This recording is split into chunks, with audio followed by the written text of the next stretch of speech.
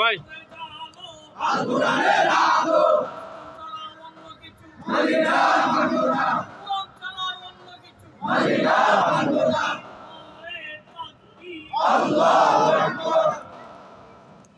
إن الحمد لله نحمده ونستعينه ونستغفره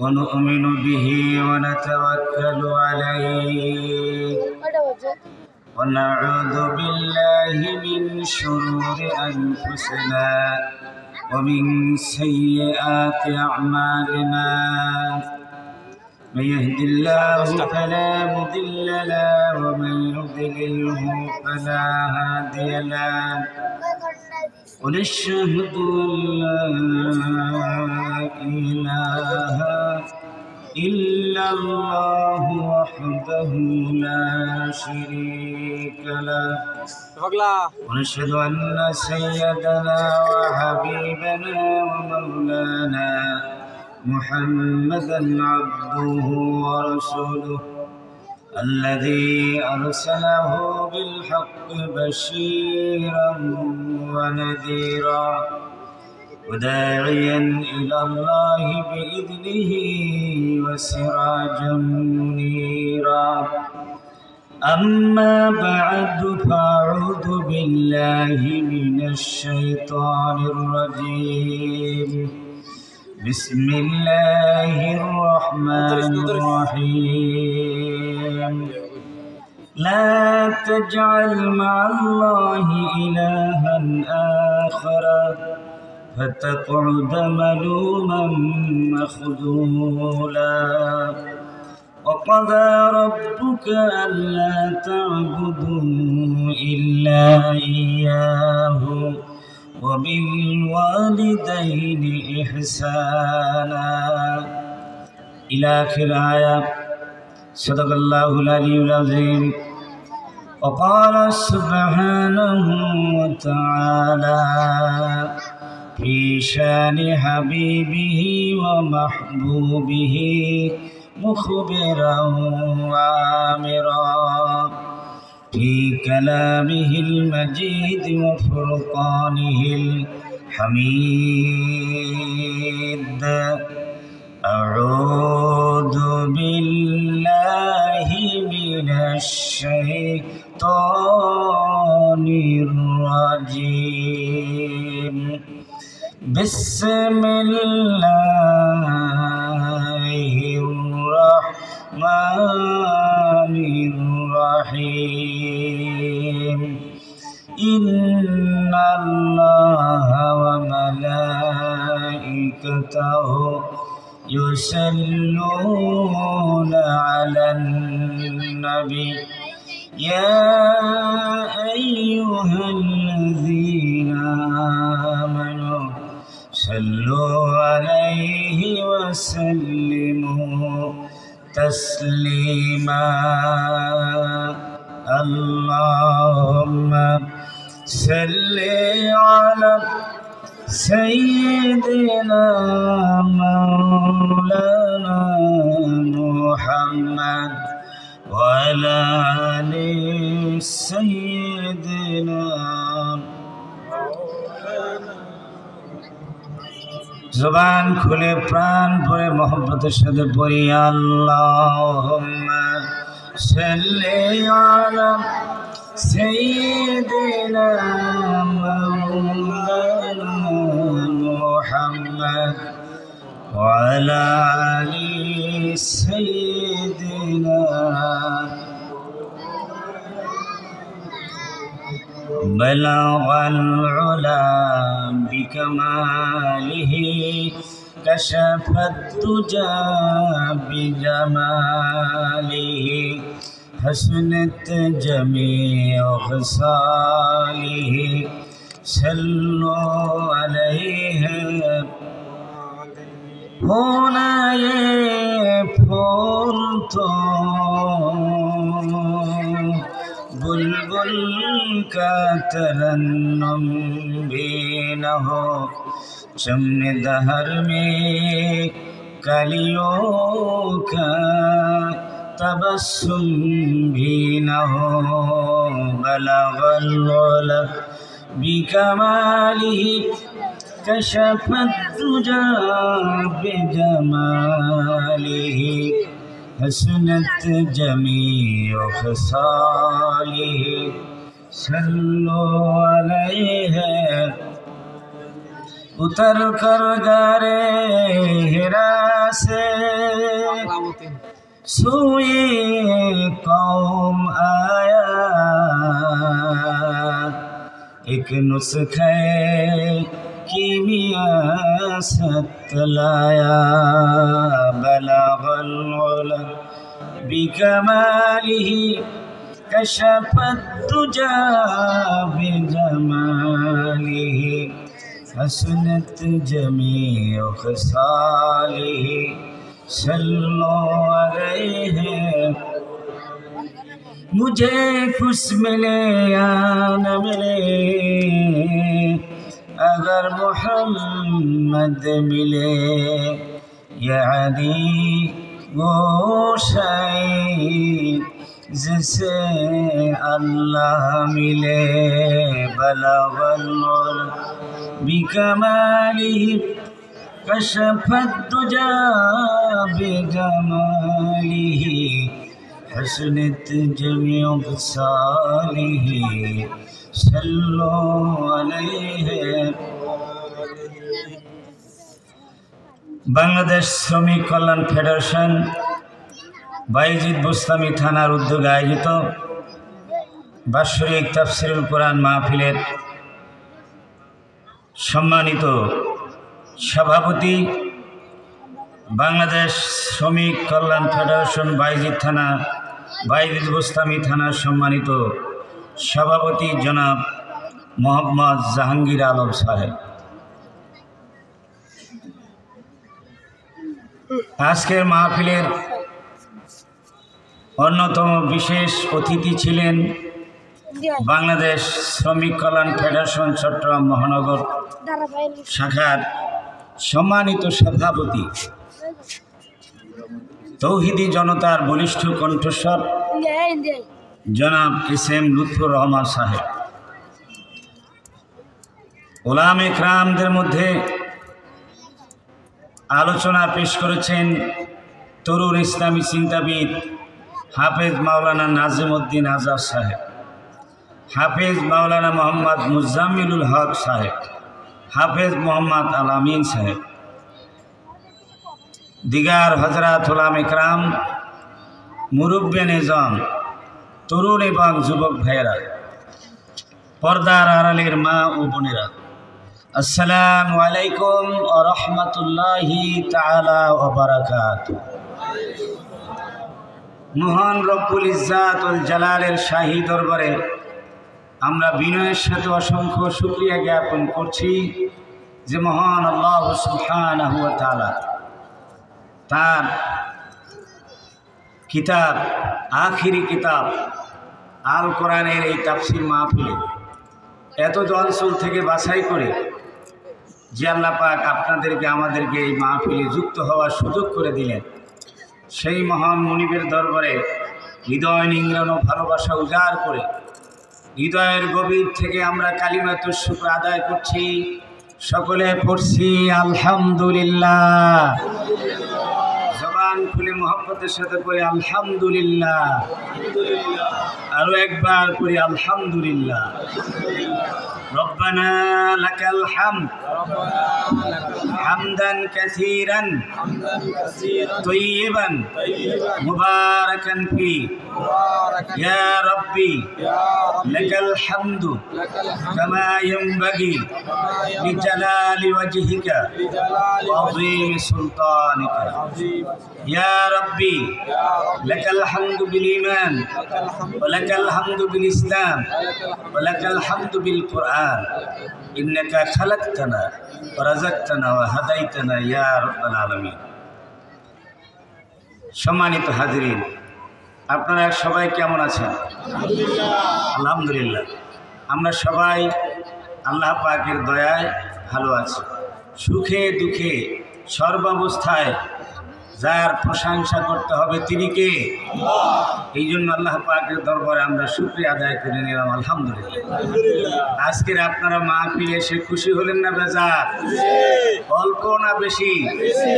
আল কোরআনের মাহফিল, আকাশ ঘেরাই পৃথিবীর মাটির উপরে আকাশের নিচে সব চাইতে সেরা মাহফিল। এর চাইতে আর কোনো সেরা মাহফিল হতে পারে না। কার নিকট? আল্লাহ নিকট। দুনিয়ার কোনো মানুষের কাছে তাফসীর মাহফিল খারাপ লাগতে পারে, আছে না এরকম অনেক মানুষ?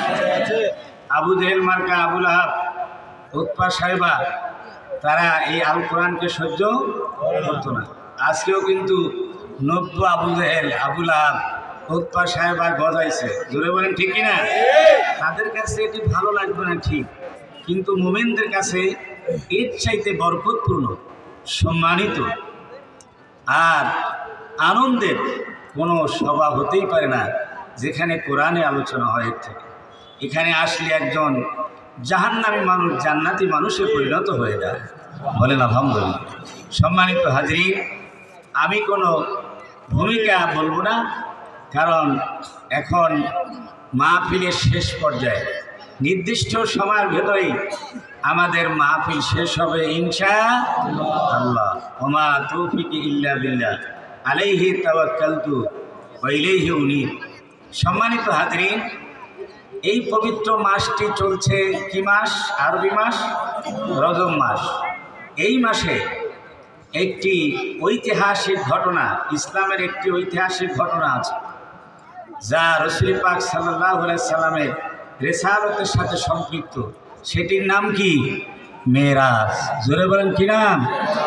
এই মেরাজের সাথে, মেরাজ পরবর্তী সময়ের সাথে সংশ্লিষ্ট কয়েকটি বিষয়ের উপরে আমি আজকে আলোচনা করার ইচ্ছা আছে। নবী করিম সাল্লাল্লাহু আলাইহি ওয়াসাল্লাম তিনি এই পৃথিবীতে এসেছিলেন একটি মিশন নিয়ে। সেই মিশন কি? আল্লাহ রাব্বুল আলামিন বলেন, হুয়াল্লাযী আরসালা রাসূলাহু বিল হুদা ওয়া দীনিল হক লিইয়ুযহিরাহু আলাদ দীনি কুল্লিহি ওয়ালাউ কারিহাল মুশরিকুন। তিনি হলেন সেই সত্তা যিনি তার প্রিয় নবীকে, প্রিয় হাবিবকে দ্বীনে হক এবং হেদায়েত দিয়ে এই পৃথিবীতে প্রেরণ করেছেন। কেন করেছেন? লিইয়ুযহিরাহু আই লিইয়ুগলিবাহু আলা দীনি কুল্লিহি। মানুষের তৈরি যত ধর্ম, যত মতবাদ, তন্ত্র মন্ত্র আছে, সবগুলির উপরে ইসলাম এই জীবন বিধানকে বিজয় আদর্শ হিসেবে প্রতিষ্ঠিত করার জন্যে আল্লাহ রসুলকে এই দুনিয়ায় প্রেরণ করেছেন। কোনো একটি জিনিস যদি প্রতিষ্ঠা করতে যায়, তাহলে আরেকটি জিনিসকে উৎখাত করতে হবে, উপড়িয়ে ফেলতে হবে। জোরে বলেন ঠিকই না? ধান চাষ করতে গেলে আগাছা উপড়িয়ে তারপরে বীজতলায় বীজ রোপণ করতে হয়, কথা ঠিকই না? তেমনি করে মানব বাগানে মানুষের তৈরি যত মতবাদের আগাছা উঠছিল, সবগুলিকে উপড়ে ফেলে ইসলামী আদর্শকে প্রতিষ্ঠা করার জন্যে আল্লাহ পাক দুনিয়ায় রসুলকে প্রেরণ করেছে। সেই কাজটা করতে সেই সমাজের মুশরিকরা মোটেই পছন্দ করে নেয়। আল্লাহ পাক বলেন, পছন্দ না করুক, তাদের অপছন্দের উপরে, তাদের নাকের ডগার উপর দিয়েই ইসলাম প্রতিষ্ঠিত হবে। বলেন আল্লাহু আকবার। সম্মানিত হাজরিন, তিনি এই লক্ষ্যে 23টি বছর কাজ করেছেন। কয়টি বছর? জোরে বলেন কয়টি? মক্কার জমিনে 13 বছর আর মদিনায় 10 বছর। মক্কার জমিনে 13 বছর, এইটা ছিল দাওয়াতি ময়দান। এইটা রাসূল পাক সাল্লাল্লাহু আলাইহি ওয়াসাল্লামের জন্য ইসলামকে বিজয় আদর্শ হিসেবে প্রতিষ্ঠিত করার জন্যে উর্বর জমিন ছিল না। এই জন্য মক্কি যুগের দায়িত্ব পালনের পর আল্লাহর নির্দেশে যখন তিনি মদিনায় হিজরত করলেন, তখন একটি নতুন সমাজ, নতুন ইসলামী সমাজ, একটি নতুন ইসলামী রাষ্ট্র বিনির্মাণের জন্যে আল্লাহর পক্ষ থেকে কিছু পরামর্শ দেওয়া হয়েছে, কিছু মূলনীতি দেওয়া হয়েছে। সেই মূলনীতিগুলি নবী করিম সাল্লাল্লাহু আলাইহি ওয়াসাল্লামের মেরাজ থেকে প্রত্যাগত হওয়ার পরে, তিনি হিজরত করার পরে এই সূরা বনী ইসরাঈলের মাধ্যমে আল্লাহ পাক রাসূল পাক সাল্লাল্লাহু আলাইহি ওয়াসাল্লামকে অবহিত করেছিলেন। সূরা বনী ইসরাঈলের 22 নম্বর আয়াত থেকে 39 নম্বর আয়াত পর্যন্ত এই কথাগুলি বিবৃত আছে কোরআনের ভিতরে। আমি ধারাবাহিক আপনাদের সামনে সে বিষয়ে আলোচনা করার প্রয়াস করব ইনশাআল্লাহ। ওয়া মা তৌফিকি ইল্লা বিল্লাহ আলাইহি তাওয়াক্কালতু ওয়া ইলাইহি উনীব। সম্মানিত হাজরিন, যতদিন পর্যন্ত সমাজের ভিতরে সর্বস্তরে ব্যক্তি, পরিবার, সমাজ, রাষ্ট্রীয় জীবনে ইসলাম প্রতিষ্ঠিত হবে না, আল্লাহর আইন বাস্তবায়ন হবে না, ততদিন পর্যন্ত মানুষ, সকল শ্রেণী পেশার মানুষ তাদের অধিকার ফিরে পাবে না, অধিকার থেকে বঞ্চিত থাকবে। জোরে বলেন ঠিক কিনা? ততদিন পর্যন্ত এই ক্ষমতা, সমাজের ক্ষমতা, রাষ্ট্রের ক্ষমতা ওই ফেসিবাদদের হাতেই থাকবে। কথা ঠিক কিনা? বিগত সময় কোনো মানুষ আমরা শান্তি পেয়েছি? আপনার এই দীর্ঘ বক্তৃতায় আপনারা শুনেছেন। সুতরাং সমাজের ভিতরে আল্লাহর আইন বাস্তবায়ন হোক, ইসলাম কায়েম হোক, এটা আমরা চাই কিনা? কারা কারা চাই একটু দুহাত করে দেখায়।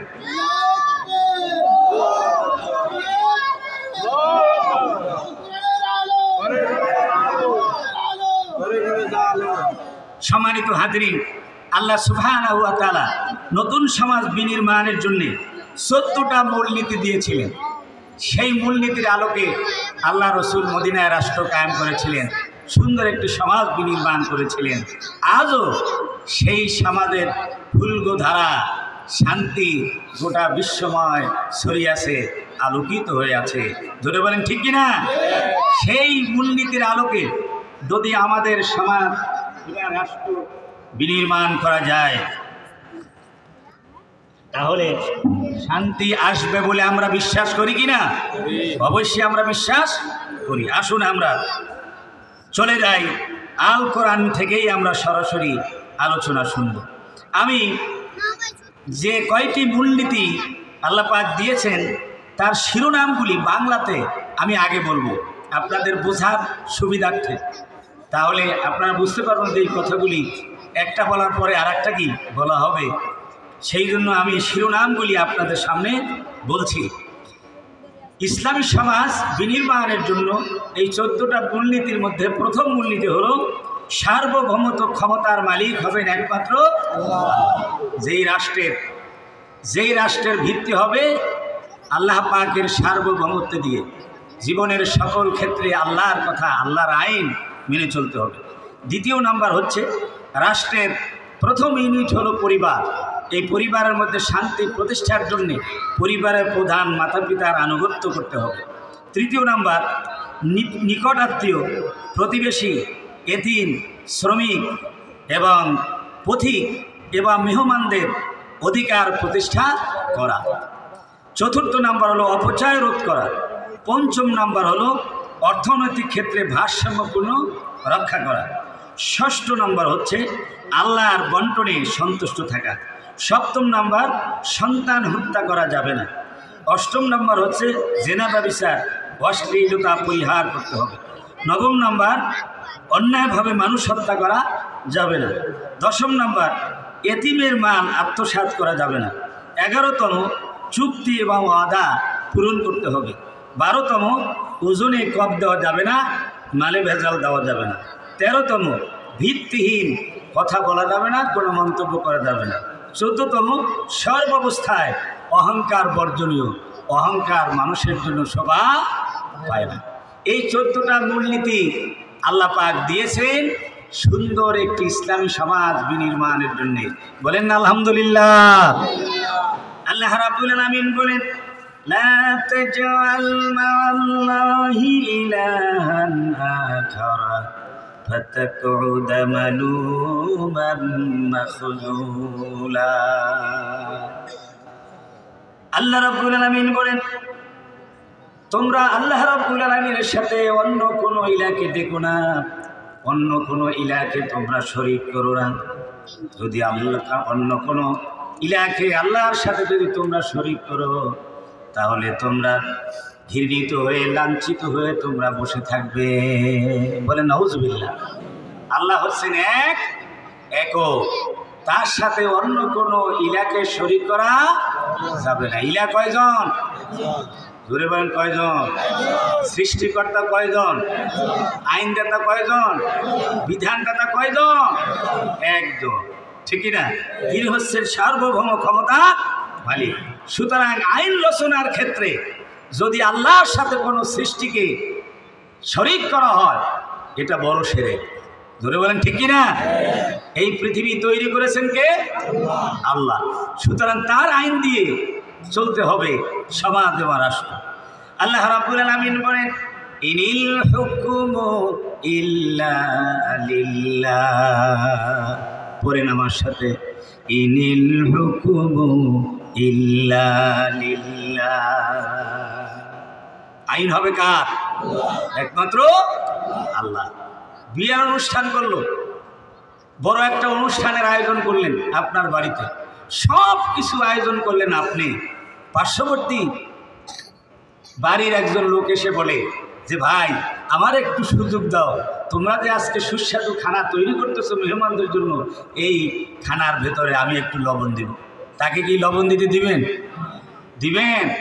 কারণ আপনার ভয় আছে, লবণ যদি বেশি দেয় তাতেও ক্ষতি হবে, আর লবণ যদি কম হয় তাতেও কি হবে? পানিসা পানিসা থেকে যাবে, আপনার মেহমানরা কি হবে না? উপকৃত হবে না। সুতরাং এই পৃথিবী সৃষ্টি করলেন কে? মানুষ সৃষ্টি করছেন কে? জিন সৃষ্টি করছেন কে? সুতরাং তারা যে পরিচালিত হবে কার আইন দিয়ে? আল্লাহ বললেন যে আমি সৃষ্টি করলাম, আমার আইন দিয়ে না চলে, যেই মানুষ রাত্রে ঘুমাইলে চোখে থাকে না আর খাইলে ক্ষুধা লাগে না, জোরে বলুন ঠিক কিনা? খাইলে ক্ষুধা লাগে না আর ঘুমাইলে কি চোখে থাকে না, সেই মানুষের তৈরি আইন দিয়ে তোমরা পরিচালিত হচ্ছ। এটা কত বড় হীনমন্যতা, আর কতটা তোমাদের ব্যক্তিত্ব ক্ষুণ্ণ করছে। তোমরা হচ্ছ আল্লাহর খলিফা, তোমাদের পার্সোনালিটি, তোমাদের ব্যক্তিত্ব, তোমাদের শখসিয়াত, তোমাদের মর্যাদা কত বেশি, তোমরা আল্লাহর প্রতিনিধি। সুতরাং সরাসরি আল্লাহর আইন তোমরা বাস্তবায়ন করবে, নিজেরা মানবে এবং সমাজে বাস্তবায়ন করার চেষ্টা করবে। বলেন আল্লাহু আকবার। আল্লাহ রাব্বুল আলামিন তাই বলছেন, আলা লাহুল খালকু ওয়াল আমর, সৃষ্টি যার আইন হবে তার। সৃষ্টি কার? আইন হবে কার? আল কোরআন হচ্ছে এটা একটি আইনের কিতাব। বলেন আল্লাহু আকবার। মানুষের জীবনের যা কিছু আছে সব কিছু কোরআনে আছে না নাই? বিয়ানাল লিকুল্লি শাই।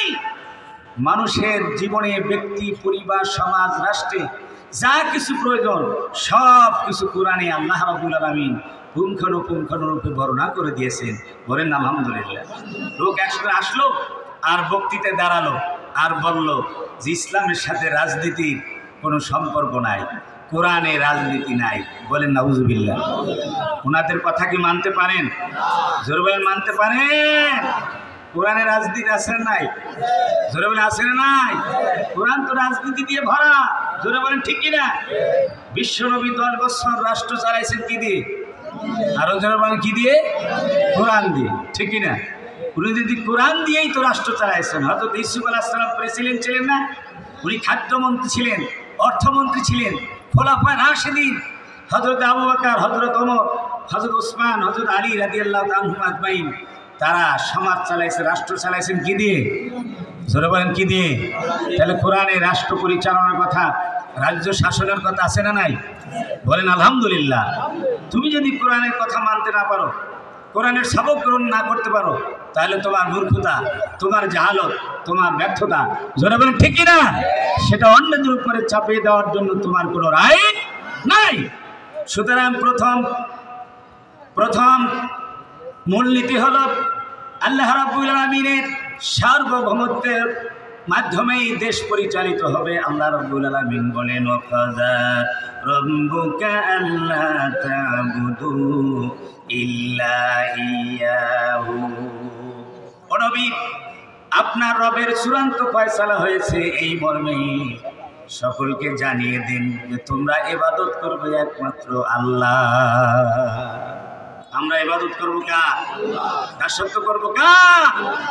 অর্থনৈতিক জীবনে, রাজনৈতিক জীবনে, সাংস্কৃতিক জীবনে, শিক্ষাগত ক্ষেত্রে, আইনের ক্ষেত্রে, ব্যবসার ক্ষেত্রে, সব ক্ষেত্রে আমরা দাসত্ব করবো কার? জোরে বলেন কার?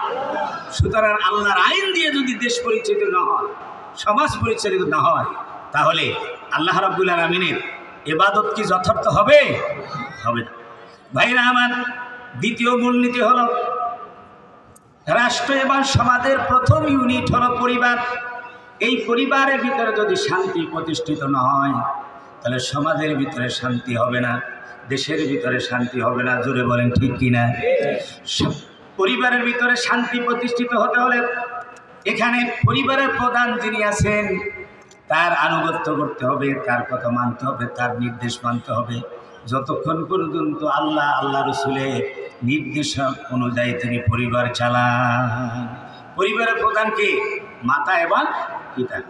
সন্তানেরা মাতা পিতার কি করবে? আনুগত্য করবে। যেই পরিবারের মধ্যে, সেই পরিবারের মধ্যে শান্তি হবে, নিরাপত্তা হবে। এই জন্য আল্লাহ রাব্বুল আলামিন বলছেন ওয়াবিল ওয়ালিদাইনি ইহসানা, তোমরা মাতা পিতার সাথে সৎ আচরণ করো, ভালো ব্যবহার করো। সুবহানাল্লাহ। মাতা পিতার সাথে সৎ আচরণ করতে হবে।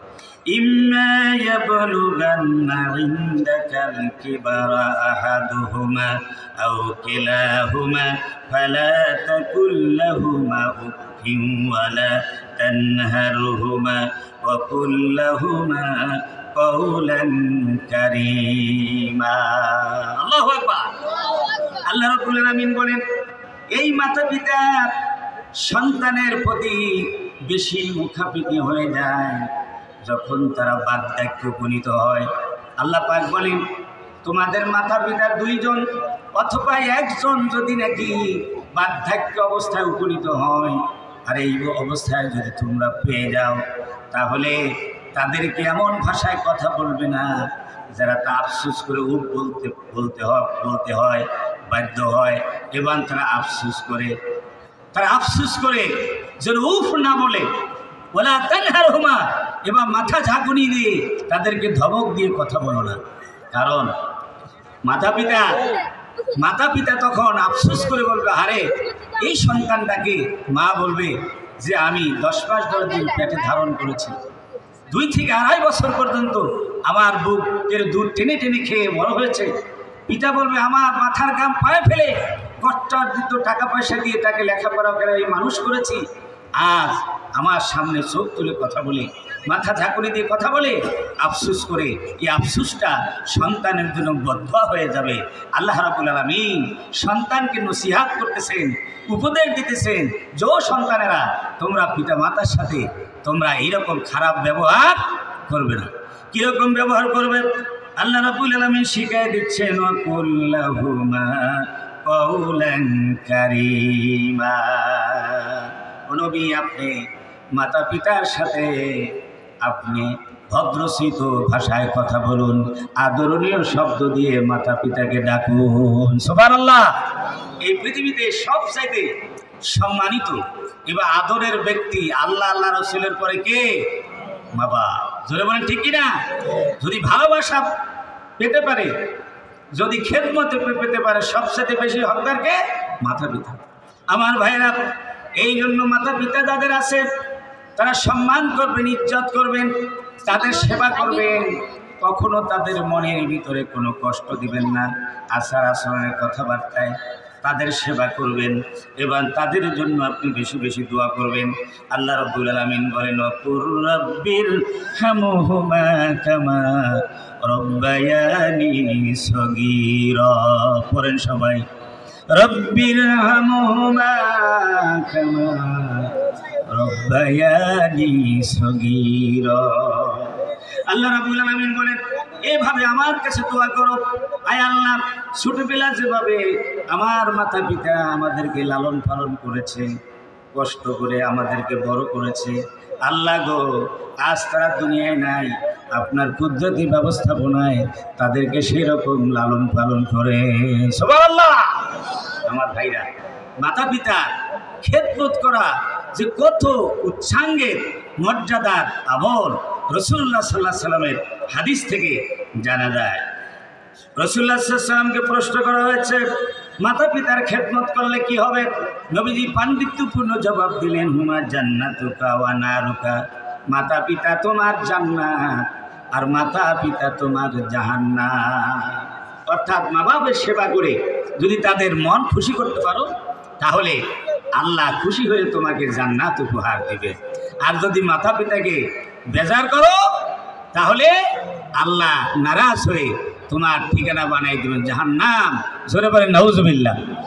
একজন সাহাবী এসে বলে, ইয়া রাসূলুল্লাহ, ইয়া হাবিবাল্লাহ, আমার সন্তান আছে আর আমার পিতামাতা আছে, কিন্তু এতটুকু সম্পদ আছে যে সম্পদ আমি যদি মাতা পিতার জন্য খরচ করি তাহলে সন্তানকে আমি বুঝতে পারি না, আর যদি সন্তানের জন্য খরচ করি তাহলে আমি মাতা পিতাকে ভালো সেবা দিতে পারি না। আমি কি করব? আল্লাহ নবী জবাব দিলেন, আনতা ওয়া মালুকা লিআবিকা। আনতা ওয়া মালুকা লিআবিকা, অর্থাৎ তুমি এবং তোমার মাল সুদ্ধা সব কিছু তোমার পিতা মাতার জন্য। জোরে বলেন আল্লাহু আকবার। তাহলে মাতা পিতার গুরুত্ব কম না বেশি? জোরে বলেন কম না বেশি? একজন ব্যক্তি এসে আল্লাহ রাসূলের কাছে বললেন, মান আহাক্কু বিহুসনি সাহাবাতি ইয়া রাসূলুল্লাহ, হে আল্লাহ রাসূল, এই দুনিয়ায় জগতের ভিতরে আমার ভালো ব্যবহার পাওয়ার হকদার সবচাইতে বেশি কে? নবীজি বললেন, উম্মাকা, তোমার মা। এরপরে জিজ্ঞাসা, সুম্মা মান? আবারও বললেন উম্মাকা। এরপরে জিজ্ঞাসা করলেন সুম্মা মান? এরপরও বললেন উম্মাকা। চতুর্থবারে বললেন আবাকা, তোমার পিতা। মায়ের কত গুণ বাড়াই দিলেন? জোরে বলেন কত গুণ? 3 গুণ। কারণ 3টি সময় মায়ের এমন গিয়েছে যেখানে পিতার কোনো ভূমিকা ছিল না। ইচ্ছে করলেও তিনি কোনো ভূমিকা রাখার কোনো সুযোগ পাইতেন না। জোরে বলেন ঠিক কিনা? যখন 10-12 দিন পেটে রাখছে মা সন্তান, এখানে কোনো স্বামীর ভূমিকা আছে? পিতার ভূমিকা আছে? নাই। আর যখন দুধ খাওয়াইছেন তখনও তার ভূমিকা নাই। কার ভূমিকা? মায়ের ভূমিকা। আর সন্তান যখন প্রসব করছেন তখন তার কার ভূমিকা? মায়ের ভূমিকা। বলেন আল্লাহু আকবার। পিতার ভূমিকাও কম না। উনি যদি বাইরে থেকে অর্থনৈতিক সাপোর্ট না দিতেন তাহলে ঘরে বসে বাচ্চা পেটে ধারণ করা আর তাকে সুন্দরভাবে প্রসাব করা এটাও মহিলাদের জন্য সম্ভব হতো না। উভয়ের ভূমিকা আছে, আছে না নাই? এই জন্য মা বাবার কি করতে হবে? সেবা করতে হবে। একটু করে জিকির করেন, লা ইলাহা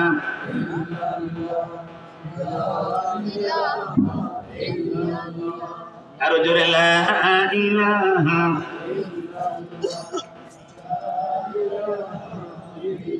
লা ইলাহা ইল্লাল্লাহু মুহাম্মাদুর রাসূলুল্লাহ। 68,000 গ্রামে বাংলাদেশে এইরকম প্রত্যেকটি গ্রামের প্রত্যেকটি পরিবারের মধ্যে যদি এইরকম আনুগত্যশীল সন্তান থাকে এবং সম্মানিত পিতামাতা থাকে তাহলে পুরো বাংলাদেশ শান্তি হবে। জোরে বলেন ঠিক কিনা? আল্লাহ বিধানই সেটাই বলছে। তৃতীয় মূলনীতি হলো সুন্দর সমাজ বিনির্মাণের জন্যে, ইসলামী রাষ্ট্র বিনির্মাণের জন্যে নিকট আত্মীয়, প্রতিবেশী, এতিম এবং নিঃস্ব পথিকদের অধিকার প্রতিষ্ঠিত করতে হবে। কারণ সমাজের ভিতরে এই শ্রেণীর মানুষের যদি অধিকার প্রতিষ্ঠিত না হয় তাহলে সমাজের ভিতরে কি হবে? প্রতিবন্ধ সৃষ্টি হবে, সমাজের অশান্তির সৃষ্টি হবে, বিশৃঙ্খলা সৃষ্টি হবে, অনৈক্য সৃষ্টি হবে, সম্প্রীতি বজায় থাকবে না। জোরে বলেন ঠিক কিনা? এই জন্য আল্লাহ রাব্বুল আলামিন বলেন, ওয়াতি যাল কুরবা হাক্কাহু ওয়াল মিসকিনা ওয়া বানাস সাবিল। আল্লাহ রাব্বুল আলামিন বলেন, তোমরা নিকট আত্মীয়ের অধিকার আদায় করে দাও, আর মিসকিন অসহায় নিঃস্বদের অধিকার আদায় করে দাও, এবং পথিকদের অধিকার আদায় করো, মেহমানদের অধিকার আদায় করে দাও। হাদিস শরীফের ভিতরে এসেছে আল্লাহ রাসূল বলেছেন, আসাই আলাল আরবেলা ওয়াল মিসকিন কাল মুজাহিদ ফি সাবিলিল্লাহ বিল কাইমিল লাইলা আস-সাইমিন নাহার। রাসূলুল্লাহ সাল্লাল্লাহু আলাইহি ওয়াসাল্লাম ইরশাদ করেছেন, সমাজের ভিতরে বহু স্বামী মারা গিয়েছে, এমন অসহায় মহিলা বিধবা হয়ে আছে এবং কয়েকটি সন্তানকে লালন পালন করছে, এমন অসহায় বিধবা মহিলা আমাদের সমাজে আছে না নাই? জরুরি আছে না নাই? মিসকিন আছে, অসহায় আছে, খেটে খাওয়া মানুষ আছে, শ্রমিক আছে, পথিক আছে। এই সমস্ত ব্যক্তিদের কি করতে হবে? তাদের সাহায্য করতে হবে, তাদের উপকার করতে হবে। তাদের উপকার করবে যারা, তাদের সাহায্য করবে যারা, সামাজিকভাবে তাদেরকে সাপোর্ট যারা দিবে।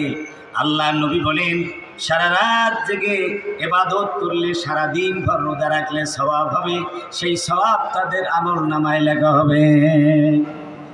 আল্লাহর দ্বীন প্রতিষ্ঠার জন্য জিহাদের ময়দানে গিয়ে জীবন বাজি রেখে যে মুজাহিদ জিহাদ করে, সেই মুজাহিদ যে সওয়াব পাবে, সেরকম সওয়াব তাদের আমল নামায় লিখে দিবেন। সুবহানাল্লাহ। আমার ভাইরা, এটাও একটা বড় জিহাদ, এটাও একটা বড় জিহাদ। জিহাদ মানে কি?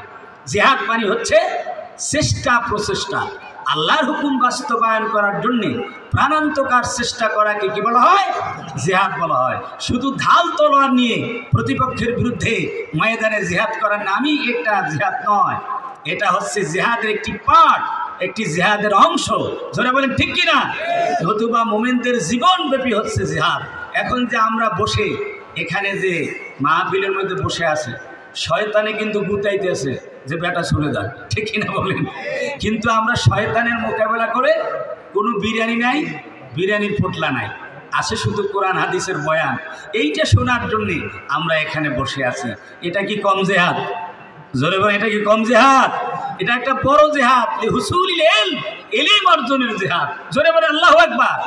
সুতরাং সমাজের অসহায় মানুষের পাশে দাঁড়ানো, অর্থ নিয়ে, সাহায্য নিয়ে তাদেরকে সাপোর্ট দেওয়া, এটা একটা বড় জিহাদ, যেহেতু এটা আল্লাহর হুকুম, রসুলের হুকুম বাস্তবায়ন করা। জোরে বলেন আল্লাহু আকবার। ভাইরা আমার, এই লক্ষ্যে ইসলামের ভিতরে যাকাত ফরজ করা হয়েছে এবং অনেক সদকা ওয়াজিব করা হয়েছে এবং অনেক নফল সদকার বিধান করা হয়েছে। একটা হলো ফরজ যাকাত এবং ফরজ সদকা, আর একটা হলো নফল। এই নফল সদকা দেয় কেন? আল্লাহ রাব্বুল আলামিনের নির্দেশ মোতাবেক, আল্লাহর ভালোবাসায়, সমাজের অসহায় মানুষকে সাহায্য করার জন্যে। জোরে বলেন ঠিক কিনা? ইসলাম এই আদর্শ বাস্তবায়ন করেছেন। তারপরে মিরাস, ওসিয়াত, ওয়াকফের পদ্ধতি নির্ধারিত হয়েছে। ইয়াতীমের অধিকার সংরক্ষণের ব্যবস্থা করা হয়েছে। মুসাফিরের কমপক্ষে 3 দিনের মেহমানদারির অধিকার প্রতিষ্ঠিত করা হয়েছে। বলেন আল্লাহু আকবার। কোনো পথিক, কোনো মেহমান যদি আপনার বাড়িতে বেড়াইতে আসে, তাহলে কমপক্ষে 3 দিন তার মেহমানদারি করা, এটা নবীজির সুন্নাত। বলেন আল্লাহু আকবার। আমার ভাইরা, মৃত্যুকালে মানুষ তার সঞ্চিত ধনরাশি থেকে, সম্পদ থেকে কিছু আল্লাহ রাস্তায় অসহায় মানুষের জন্য ওসিয়াত করে যান, কিছু ওয়াকফ করে যান। এই বিধান কে দিয়েছে?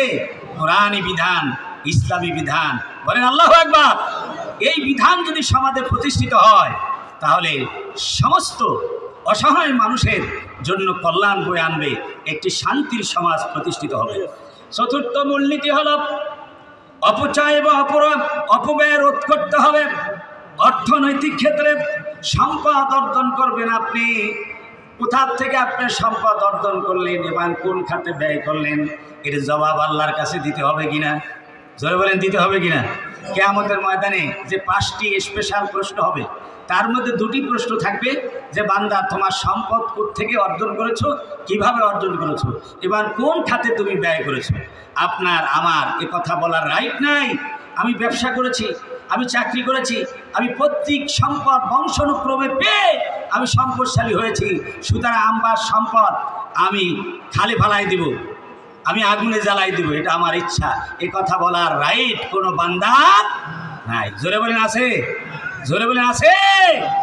আপনি কার মেধা দিয়ে, কার দেওয়া মেধা দিয়ে, কার দেওয়া বুদ্ধি দিয়ে ব্যবসা করেছেন, চাকরি করেছেন, তার নাম কি?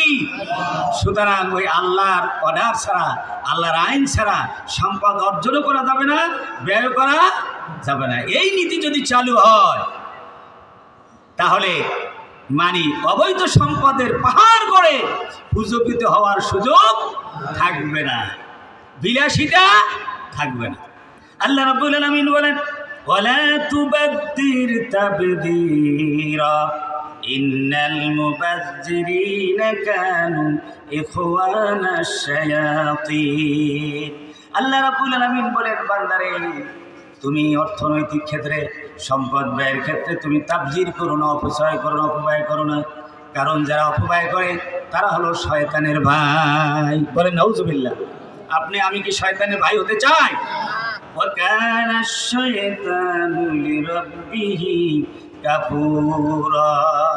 আর শয়তান হলো আল্লাহ রাব্বুল আলামিনের জন্য অকৃতজ্ঞ এক বান্দা, অভিশপ্ত অকৃতজ্ঞ এক সৃষ্টির নাম হলো শয়তান। সুতরাং যারা অকৃতজ্ঞ হবে, আল্লাহ রাব্বুল আলামিনের হুকুম মানবে না, যারা অপচয় করবে তারা হলো এই অকৃতজ্ঞ অভিশপ্ত শয়তানের দোষর। জোরে বলেন নাউজুবিল্লাহ। আমার ভাইরা, এই অপচয় করা যাবে না। অপচয় অপব্যয়ের বিভিন্ন ধরন আছে। আপনার হালাল ইনকাম হারাম কাজে ব্যয় করা এটা অপচয়, আবার হালাল ইনকাম হালাল কাজে মাত্রায় অতিরিক্ত খরচ করা এটাও হলো অপচয়। সব ধরনের অপচয় কি নিষিদ্ধ। অপচয় মুক্ত একটি সমাজ উপহার দেওয়ার জন্য আল্লাহ রাব্বুল আলামিন এই নির্দেশনা দিয়েছেন। ইসলামী সমাজ বিনির্মাণের জন্য পঞ্চম মূলনীতি দিলেন আল্লাহ রাব্বুল আলামিন। অর্থনৈতিক ভারসাম্য থাকবে। টাকা পয়সা খরচ করতে, সম্পদ খরচ করতে ভারসাম্যতা থাকতে হবে। একবারে দানের হাত এমনও প্রসার করে দেওয়া যাবে না, হাত খুলে সব কিছু একবারে দিয়ে দিলেন, এমটি পকেট হয়ে গেলেন, এরপরে নিজে আপনার হাত পাততে হলো অন্যের কাছে। এটা শোভনীয় না। জোরে বলেন ঠিক কিনা? আবার এমনও না হওয়া উচিত হাত এমনভাবে মুষ্টিবদ্ধ করে রাখলেন যে হাতের আঙ্গুলের ফাঁক দিয়ে পানিও পড়ে না। এরকম আছে না? এমন বকিলের বকিল যে আঙ্গুলের ফাঁক দিয়ে পানিও কি পড়ে না। জোরে বলেন নাউজুবিল্লাহ। এইরকম বকিল যদি ইবাদত করতে করতে বড় আল্লামা হয়ে যায় তাহলে সে বেহেশতে যাইতে পারবে না। আমার বন্ধুগণ, আল্লাহ রাব্বুল আলামিন তাই বলছেন ওয়ালা তাজআল ইয়াদাকা মাগলুলাতান ইলা উনুকিক ওয়ালা তাবসুতহা কুল্লাল বাসতি ফাতাকউদা মালুমান মাহসুরা। আল্লাহ রাব্বুল আলামিন বলেন তোমার হাতকে গর্দানের সাথে তুমি লটকিয়ে বেঁধে রেখো না। গর্দানের সাথে হাত বাঁধতে মানা করছে। আল্লাহ পাক এমন একটা দৃষ্টান্ত দিয়েছেন, গর্দানের সাথে যদি কেউ হাত বেঁধে রাখে তাহলে সেই হাত কি খুলতে পারবে? জোরে খুলতে পারবে? অর্থাৎ চূড়ান্ত পর্যায়ের বকিল। এইটা করো কি নিষেধ। কার সম্পদ দিয়ে আপনি বকিলি করতেছেন? টাকা বানাইতেছেন, ব্যাংক ব্যালেন্স করতেছেন, ইন্ডাস্ট্রি দিতেছেন, আর গুনতেছেন কত হাজার কোটি টাকার, বিলিয়ন ট্রিলিয়ন ডলারের আপনি মালিক। এই টাকা জমা করে আপনি কি করবেন? আপনি কিছুক্ষণ পর তো মারা যাবেন। এই সম্পদ আপনাকে তালাক দিবে, অথবা এই সম্পদকে তালাক দিয়ে আপনাকে মাটির ঘরে চলে যেতে হবে। জোরে বলেন ঠিক কিনা? আপনি বলেন সব জামায় পকেট আছে, কিন্তু কাপড়ে পকেট আছে? একদম খালি এমটি পকেট। যে অবস্থায় আসছে সেই অবস্থায় কি চলে যেতে হবে, কিছুই কি থাকবে না। আবার বলেন ওয়ালা তাবসুতহা কুল্লাল বাসতি। আবার হাতকে এমনভাবে খুলে দিও না যাতে করে তুমি দান করার পরে ফাতাকউদা মালুমান মাহসুরা, তুমি নিন্দিত হয়ে আফসোস করতে না হয়। সব কিছু দিয়ে একদম খালি হয়ে গেল, এরপরে তুমি ভিক্ষার ঝুলি কাঁধে নিলে, এটাও তো শোভনীয় নয়। জোরে বলেন ঠিক কিনা? রাসূল পাক সাল্লাল্লাহু আলাইহি ওয়াসাল্লামের দরবারে মায়ের পরামর্শ মোতাবেক একটা বালক এসে আবদার করলো, হে আল্লাহ রাসূল, আমার মা বলেছেন যে আপনার একটা বরকতের জামা আমাকে দেওয়ার জন্যে, যাতে করে আমি সারা জীবন এটা ব্যবহার করব এবং আমি বরকতময় আমার জীবন লাভ করব। নবী করিম সাল্লাল্লাহু আলাইহি সাল্লামের দরবারে আবদার করার সাথে সাথে নবী তার গায়ের জামাটা খুলে দিলেন। গায়ের জামাটা যখন খুলে দিলেন, কিছুক্ষণ পর আজান হলো, বেলাল আজান দিয়েছেন, কিন্তু রাসূল পাক সাল্লাল্লাহু আলাইহি সাল্লামের সালাতে হাজির হতে বেশ কষ্ট পেয়েছিলেন, বেগ পেতে হয়েছিল। আল্লাহ রাব্বুল আলামিন এই পরিপ্রেক্ষিতে এই নির্দেশ দিয়েছেন যে এমনভাবেও তুমি দান করো না যাতে করে নিজে চলতে তোমার কি হয়ে যায়, কষ্ট হয়ে যায়। বলেন আল্লাহু আকবার। এমন অর্থনৈতিক ব্যবস্থা যদি সমাজে কায়েম হয়, রাষ্ট্রে কায়েম হয়, তাহলে সেই সমাজে শান্তি আসবে কিনা? জোরে বলে আসবে কিনা? তাহলে কোরআনের আইন ছাড়া কি সেই সমাজ বিনির্মাণ করা সম্ভব? সম্ভব নয়। এরপরে ৬ষ্ঠ নম্বরে আমি খুব তাড়াতাড়ি করে শেষ করে দিব, আপনাদের অসুবিধা হয়? এই কথাগুলি বলে আমি তাড়াতাড়ি বলে আমি শেষ করবো ইনশাআল্লাহ। ৬ষ্ঠ নম্বর মূলনীতি হলো আল্লাহর বন্টন নীতির উপরে সন্তুষ্টি প্রকাশ করতে হবে। আল্লাহ রাব্বুল আলামিন এই দুনিয়ায় মানুষ সৃষ্টি করেছেন, সবাইকে এক ধরনের সম্পদ দেন নাই। কাউকে বেশি দিয়েছেন, কাকেও মাঝামাঝি দিয়েছেন, আবার কাউকে একদম কম দিয়েছেন। জোরে বলেন ঠিক কিনা? এখন যিনি ধনী হয়েছেন, যার সম্পদ বেশি, যার সম্পদ নাই, অভাবী লোক দেখে, খেটে খাওয়া মানুষ দেখে, ঠেলাওয়ালা রিক্সাওয়ালাকে দেখে তুচ্ছ জ্ঞান করার রাইট তার নাই। এই সম্পদ দেওয়ার মালিক কে? জোরে বলেন কে? আবার অভাবী যারা আছেন, যাদের সম্পদ কম বা নিঃস্ব, তারা বেশি সম্পদ যাদের আছে, তাদেরকে দেখেও আফসোস করার কোনো কারণ নাই। কারণ এই বিধান কার? জোরে বলেন কার? এই দুনিয়া চিরদিনের জন্য না। এই দুনিয়ার থেকে আল্লাহর আইন বাস্তবায়ন করে আমরা যদি কোনো রকম মৃত্যুর সিঁড়ি পেরিয়ে যেতে পারি, ওপারে চিরসুখের ঠিকানা জান্নাত অপেক্ষা করছে। যেই জান্নাতের 1 সেকেন্ড পৃথিবীর 1000 বছরের সুখ শান্তির চাইতে আরো অনেক বেশি। জোরে বলেন আল্লাহু আকবার। আমার বন্ধুগণ, আপনারা জানেন গরিব যারা, তারা ধনী মানুষের থেকে 500 বছর আগে জান্নাতে যাবে। বলেন আলহামদুলিল্লাহ। আমরা যেতে চাই তো? তাহলে যারা আমরা গরিব আছি, শ্রমিক আছি, মনে কষ্ট নেওয়ার কোনো কারণ নাই। এই 2 শ্রেণী মানুষকে 2টা পরীক্ষায় আল্লাহ পাক ফেলেছেন। যাদেরকে সম্পদ দিয়েছেন তাদেরকে আল্লাহ পাক শুকরের পরীক্ষা দিয়েছে, আর যাদেরকে সম্পদ দেন নাই তাদেরকে ধৈর্যের পরীক্ষায় ফেলেছেন। দুইজনেই কিন্তু পরীক্ষা দিতে হবে, এই পরীক্ষায় পাশ করতে হবে। জোরে বলেন ঠিক কিনা? কিন্তু ধৈর্যের পরীক্ষায় পাশ করা শুকরের পরীক্ষার থেকে একটু সহজ। বলেন আল্লাহু আকবার। কারণ ধৈর্য ধারণ করতে হয় ইচ্ছায় অনিচ্ছায়, আর শুকর করতে হয় ইচ্ছায়। জোরে বলেন ঠিক কিনা? আমার বন্ধুগণ, এই জন্যে যাদের সম্পদ কম তারা আফসোস করবেন না, আর যাদের সম্পদ বেশি তারা অহংকারী করবেন না। আল্লাহ রাব্বুল আলামিন বলেন, ইন্না রাব্বাকা ইয়াবসুতুর রিজকা লিমান ইয়াশাউ ওয়া ইয়াকদির ইন্নাহু কানা বিইবাদিহি খাবীরাম বাসীরা। নিশ্চয়ই আল্লাহ রাব্বুল আলামিন কাউকে রিজক বেশি দেন, আর কাউকে আবার কমিয়ে দেন। আল্লাহ রাব্বুল আলামিন তার বান্দার সমস্ত অবস্থা তিনি অবহিত আছেন এবং তিনি দেখে শুনেই দেন। অনেক মানুষ আছে বিপদে পড়ে বলে কি জানেন? মূর্খতার কারণে, আল্লাহ কি চোখে দেখে না আমার? বলেন নাউজুবিল্লাহ। এরকম অনেকে বলে কিনা? এরা না জানার কারণে, মূর্খতার কারণে এইরকম বলা কিনা? ঠিক না। আল্লাহ পাক বলেন, ইন্নাহু কানা বিবাদি খবীরাম বাসীরা। আল্লাহ পাক বলেন যে বান্দার সমস্ত কথা তিনি জানেন এবং শোনেন, দেখেন। বলেন আল্লাহু আকবার। আল্লাহ আমাদের অবস্থা দেখছেন কিনা? হযরত ইব্রাহিম আলাইহিস সালামকে যখন আগুনের কুণ্ডতে ফেলানো হয়েছিল, ফেরেশতারা সাহায্যের জন্য আসলেন। ইব্রাহিম তিনি এই সাহায্য প্রত্যাখ্যান করলেন। জিবরাইলকে বললেন, চলে যাও, পাহাড়ের দায়িত্বশীল ফেরেশতারা চলে যাও, তোমরা চলে যাও তোমাদের কাজে।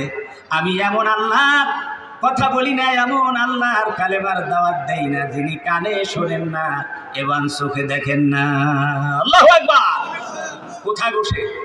আগুনের কুণ্ডলীর ভিতরে, আগুনে পড়ার পরে আবার জ্বলন্ত আগুনের ভিতরে থেকে নিরাপদে ফিরে এসেছে। এর পূর্বে কোনো নজির ছিল না। এই আগুনের ভিতরে বসে আল্লাহ রাব্বুল আলামিনের উপরে এমন ভরসা করলেন, এমন তাওয়াক্কুল পেশ করে দিলেন, এমন মহব্বত ভালোবাসা দিলেন, আল্লাহ রাব্বুল আলামিন এই আগুনকে ফুল বাগানে পরিণত করে দিলেন। আল্লাহু আকবার। আমার ভাইরা, এই জন্য আমরা ছোট বাসায় থাকি, দিন আনি দিন খাই, ডাল ভাত খাই, বেশি ভালো খাবার খেতে পারি না। আল্লাহ রাব্বুল আলামিনের উপরে যে আমরা ভরসা করি, এ নিয়ে আল্লাহ রাব্বুল আলামিন এমন প্রশান্তি দিবেন যা ওই অট্টালিকার ভিতরে থেকে কংসের বিছানায় শুয়েও সেই আরাম তারা পায় না। ومن أعرض عن ذكري فإن له معيشة ضنكا ونحشره يوم القيامة أعمى। আল্লাহ রাব্বুল আলামিনের জিকির থেকে, তার ইবাদত থেকে, কোরআন থেকে যারা বিস্মিত হয়ে যায়, যারা পৃষ্ঠ প্রদর্শন করে, আল্লাহ রাব্বুল আলামিন বলে তাদেরকে দুইটা আযাব দেই, একটা হলো নগদ আর একটা হলো বাকি। দুনিয়ায় তাদের জীবনযাত্রা কঠিন করে দেই, সহজ করে দেই না, আর কিয়ামতের ময়দানে তাদের দুই চোখের আলো আমি তুলে নেই। আল্লাহু আকবার। ভাইরা আমার, দেখেন না, দুর্নীতি করে সম্পদের পাহাড় করছে, দেশ বিদেশের ব্যাংকে জমা রাখছে, এ দিয়ে কি শান্তি হয়েছে? জোরে বলেন, শান্তি হয়েছে? তারপর ওই সম্পদ দেশে রাখতে পারে নাই, পালাইয়া বেড়াচ্ছে বিদেশে ভবঘুরের মতো। জোরে বলেন ঠিক কিনা? সুতরাং সম্পদ, হারামের সম্পদ মানুষকে আরাম দিতে পারে না। এইটা চিন্তা হচ্ছে একটা অমূলক চিন্তা। এরপরে 7 নম্বর হলো সন্তান হত্যা করা যাবে না। দারিদ্রতার ভয়ে, অভাবের ভয়ে, ক্ষুধার ভয়ে সন্তান হত্যা করা যাবে না। ভ্রূণকে নষ্ট করা যাবে না। মায়ের গর্ভের ভিতরে ভ্রূণ নষ্ট করে অনেকে হত্যা করে, বলে দুনিয়ায় তো আসে নাই, আমি হত্যা, এটাও হত্যা। আল্লাহ রাব্বুল আলামিন বলছেন, ওয়ালা তাকতুলু আওলাদাকুম খাশিয়াতা ইমলাক। দারিদ্রতার ভয়, অভাবের তাড়নায় তোমরা সন্তানকে হত্যা করো না। আল্লাহ রাব্বুল আলামিন অভয় দিয়ে বলছেন, নাহনু নারযুকুহুম ওয়া ইয়্যাকুম ইন্না কাতলাহুম কানা খিতআন কাবীরা। আল্লাহ রাব্বুল আলামিন বলেন, যেই সন্তান তুমি ভয় করতেছো দুনিয়ায় আগুন করলে কি খাবে, আমরাও তো খেতে পারবো না। আল্লাহ পাক বলেন, তাদেরকে আমি খেতে দিব, এবং তোমাদের খাওয়ার থেকে আমি বঞ্চিত করব না, তোদের খানাও আমি ব্যবস্থা করে দিব। সুবহানাল্লাহ। ওমা মিন দাব্বাতিন ফিল আরদি ইল্লা আলাল্লাহি রিজকুহা। এই জমিনে যারা ভর করে হাঁটে, চলাফেরা করে, এবং সাগরের মাছ এবং উড়ন্ত পক্ষীকুল, এ সকলের খাদ্যের ব্যবস্থা কে করেন? জোরে বলেন, কে করেন? এদের কারো কোনো গুদাম আছে নাকি? হাট বাজার আছে নাকি? বেচা কেনা আছে নাকি? ব্যবসা বাণিজ্য আছে নাকি? জোরে বলেন, আছে? কিন্তু মানুষের সব থাকার পরেও তারা অভাব বোধ করতেছে এবং ভয় করতেছে। আল্লাহ রাব্বুল আলামিন বলেন, যে সন্তানকে তোমরা হত্যা করবে না, তোমরা কি জানো? বেদুআফাইকুম ইন্নামা তুনসারুনা ওয়া তুরযাকুন। তোমরা যে কামাই রোজগার করো, চাকরি বাকরি করো, ব্যবসা বাণিজ্য করো, এতে যে বরকত হয় কেন জানো? তোমাদের ঘরে কিছু দুর্বল লোক আছে, ওই যে নারীরা যারা কোনো ব্যবসা বাণিজ্য করে না, চাকরি বাকরি করে না, তোমাদের মতো বাইরে গিয়ে ইল্লা মাশাআল্লাহ কেউ কেউ করে, ঠিকই না? যারা করে না, আর ছোট্ট ছোট্ট বাচ্চারা, তারা তো এখনো কিছু করতে পারে না। তাদের খাদ্যের ব্যবস্থার জন্যে, খাবার দাবারের ব্যবস্থা করার জন্যে আল্লাহ রাব্বুল আলামিন তোমাদের কামাই রোজগারের ভিতরে বরকত দিচ্ছেন, রিজিক দিচ্ছেন। বলেন আল্লাহু আকবার। সুতরাং তাদেরকে দুনিয়ায় আসতে দিবে না, হত্যা করবে, এটা কেমন ব্যাপার? মানুষ কি শুধু বোয়াল মাছের মধ্যে একটা মুখ আর ঢোলের মধ্যে একটা ফ্যাট নিয়ে দুনিয়া আসে? কি বলেন? দুনিয়া আসে একটা মুখ আর ফ্যাট, কিন্তু মানুষের মাথার মধ্যে দিয়েছে, এই মুখ আর পেটের উপরে দিয়েছে এমন জিনিস, যেই জিনিস দিয়ে চিন্তা করে পুরা বিশ্বকে বিজয় করে। জোরে বলে আল্লাহু আকবার। আমার ভাইরা, সুতরাং সন্তান হত্যা করে, কোনো প্ল্যানিং করে আপনি সন্তান বন্ধ করতে পারবেন না। অনেকে বলে কি 2টি সন্তান হলেই যথেষ্ট, এরপর আর লাগবে না। এটা কার কথা? আপনার কথা, আপনার বাপের কথা, 14 গোষ্ঠীর কথা। আল্লাহ কি এই কথা বলছে? কথা বলেন না কেন? রসুল কি এই কথা বলছে? আল্লাহ রসুল কি বলছেন? তাজাব্বাজুল উদুদাল উলুদা ফাইন্নি মুকাসিরুম বিকুমুল উম্মা। রসুল বলেন, যেই নারী স্বামী ভক্ত বেশি এবং সন্তান প্রসব করে বেশি সন্তান দেয়, সেই রকম নারীকে তোমরা নিজেদের সন্তানকে বিবাহ করো, নিজেরা বিবাহ করো। বলেন আল্লাহু আকবার। স্বামী ভক্ত কেমনে বুঝবেন? খবর নেবেন ওই মেয়ের মা তার স্বামীকে ভক্তি করে কিনা, নাকি তার সাথে বেয়াদবি করে, না তার বাল্যবন্ধুর সাথে স্বামীকে বাদ দিয়ে চলে যায়, আছেন এরকম মহিলা? আপনাদের এলাকায় নাই, কিন্তু অনেক জায়গায় আছে কি না? সাবধান বাবাদি। সুতরাং মানে ওই রকম নারী কিনা আপনি জেনে শুনে বিবাহ করতে হবে। আর বেশি সন্তান দেয় সেই রকম নারীকে বিবাহ করতে হবে। তাহলে রসুলের চাহিদা কি সন্তান কম হোক, দুইটা হোক, একটা হোক, সেইটা না বেশি হোক? কোনটা? তাহলে রসুলের চাহিদার সাথে আমাদের চাহিদার কোনো মিল হচ্ছে? এমনি আবার রসুলের নাম শুনে চুমা খায়, জোরে বলে ঠিক কিনা? পাগলের মাথা খারাপ হয়েছে। রসুলের চাহিদার সাথে আমার চাহিদা মিলল না, রসুলের ইচ্ছার বিরোধী আমার ইচ্ছা হলো, আর আশেকে রসুল বলে আমি সমাজে মানে আমার নামটা ফাটাই দিলাম। জোরে বলেন নাউজুবিল্লাহ। আমার ভাইরা, এই জন্য আপনি কোনো প্ল্যানিং দিয়ে মানুষ দুনিয়া আগমন বন্ধ করতে পারবেন না। মা মিন নাসামাতিন ইল্লা ওয়া হিয়া কায়না। হাদিস বলছে এই পৃথিবীতে যত মানুষ আসার আছে সব মানুষগুলি আসবে, কেউ ঠেকাতে পারবে না। অষ্টম মূলনীতি হলো জিনা, ব্যভিচার, অশ্লীলতা সম্পূর্ণভাবে পরিহার করতে হবে। সমাজে, রাষ্ট্রে জিনা ব্যভিচারের কোনো ব্যবস্থা থাকবে না। কিন্তু বর্তমানকালে রাষ্ট্র ব্যবস্থার মধ্যে জিনা ব্যভিচারের এরকম ব্যবস্থা আছে কিনা? জোরে বলে আছে কিনা? প্রসপাটার বেশ্যাখানা কতগুলো আছে না? আর এমনভাবে চলাফেরা যাতে করে ওপেনভাবে মানুষের চরিত্র কি হয়ে যায়, নষ্ট হয়ে যায়, এমন ব্যবস্থা আছে কিনা? কিন্তু আল্লাহ রাব্বুল আলামিন বলছেন যে সুন্দর সমাজ যদি নির্মাণ করতে চাও, সুন্দর নিরাপত্তাপূর্ণ, শান্তিময়, বরকতপূর্ণ, মর্যাদাপূর্ণ সমাজ যদি নির্মাণ করতে চাও, জিনা, ব্যভিচার, অশ্লীলতা চিরতরে সমাজ থেকে, রাষ্ট্র থেকে বিদূরিত করতে হবে। আল্লাহ পাক বলেন ওয়ালা তাকরাবুজ জিনা ইন্নাহু কানা ফাহিশাতান ওয়া সাআ সাবিলা। এই জন্য আল্লাহ পাক বলছেন জিনার নিকটবর্তী হও না, ব্যভিচারের নিকটবর্তী হও না। ব্যভিচার করা তো দূরের কথা, এই জন্য জেনার এবং জেনার অপবাদকে ফৌজদারি অপরাধ হিসাবে ইসলামে গণ্য করা হয়েছে। পর্দার বিধান জারি করা হয়েছে যাতে করে বেপর্দা গিয়ে কোনো নারী পুরুষ তারা অবাধে মেলামেশা করার সুযোগ না পায়। অশ্লীলতা, নির্লজ্জতার প্রচার কঠোরভাবে বন্ধ করে দেওয়া হয়েছে। মদ্যপান, নাচ গান, ছবির অশ্লীল ছবির মহরত কড়া নির্দেশ জারি করা হয়েছে। এই সঙ্গে দাম্পত্য আইন প্রণয়ন করা হয়, ফলে বিবাহ সহজ করা হয়েছে।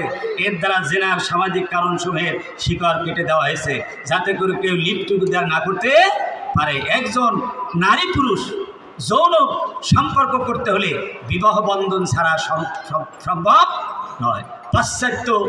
পাশ্চাত্য সমাজের ভিতরে বিবাহ বন্ধন ছাড়াও নারী পুরুষ একসাথে তারা রাত কাটায়, দিন কাটায়, জীবন কাটায়, মাস কাটায়, তারা লিপ্ত টুগেদার করে। জোরে বলেন নাউজুবিল্লাহ।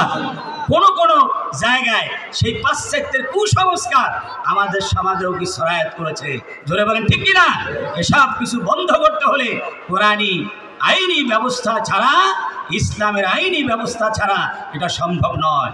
এই জন্য রাষ্ট্র পরিচালিত হবে ইসলামের আইন দিয়ে, কোরআনের আইন দিয়ে। এটা কি আপনারা চান? কারা কারা চান?